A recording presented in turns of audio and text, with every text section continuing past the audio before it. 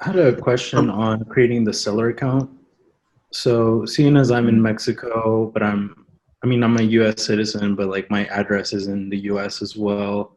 Will that complicate the process at all? Like, I noticed that I needed like a proof of address, and I have my license, which has my parents' address, which is like my main address, my permanent one, because I don't really have like a home base per se. Yeah. Like I said, I kind of travel, so I don't have a utility bill Yeah. either. I'm thinking of getting like, I guess it's easy to switch my name into a utility bill, but it's like the time, the lag, like how long Yeah. does it take to be approved? Like, do they need to see like a recent? Yeah, I think it needs to be within 90 days, and yes, that can complicate things. Okay. Um, let's see. I can answer from personal experience because I went through that myself. When I opened Hmm. my Amazon account, I was living in China, so obviously I couldn't give my address in China, so I gave my address to my parents' house in Canada, and they asked me either a utility bill or a statement from my bank account. So I just contacted my bank account in Toronto and asked them to just send me a current statement, and I just scanned it and sent it to Amazon, and that was enough for me. So I think that should be the same process for you as an American. I'm Canadian. It should be the same process for you as well. Okay. Just contact your bank, get a statement, scan it, and then email it to them, and that should be enough.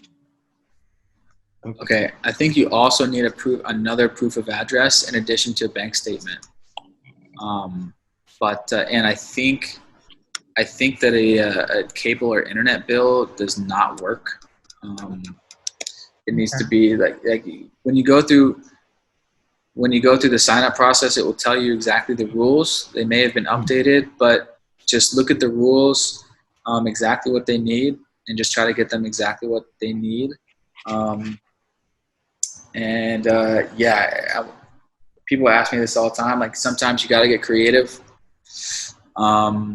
Sometimes you got to figure out creative solutions to get these utility bills. So I was talking this morning with a friend of mine. He's an Australian guy. He lives in China. He doesn't have any bank account or any utilities in Australia. So he wanted to join the course, but his only issue is he doesn't know how to get a bank account because obviously if he were to register with a Chinese bank account, he couldn't because he's not Chinese and he cannot open an account with Australia because he's not in Australia anymore. So I suggested to him maybe to open a bank account in Hong Kong, but right now the borders are closed. I was wondering if you guys have any suggestions for him because that's the only thing also preventing this guy from starting Amazon business. Well, what's the Johnny method was a trailer park spot in Texas, right? Yeah, $1 for a park a trailer that he doesn't own a trailer. That's his address in the U.S. Oh, I've never heard that. I think for the bank account thing, I think you can just use a Payoneer account. Yeah, I remember even during the webinar, there was a woman who was from Russia, and she had the same issue. That was the only thing stopping her from starting the business and signing up for the course. Is being in Russia and getting payments, even with Pioneer, can be a challenge for people from these countries. So that's an issue that some people might face. And even I have a couple of friends of mine that are living in China, but they're from South Africa.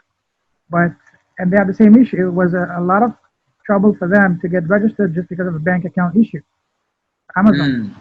So you can't sign up just with the Payoneer account? Payoneer doesn't work with every country. And apparently South Africa, Russia, and a couple of other places are among those that do not work. Or if they work, it's they're pretty tight. They ask a lot of documentation. So that's stopping a lot of people. Yeah. A lot of people ask me about how to get their account unsuspended because they were suspended like years ago, or how to create a new account.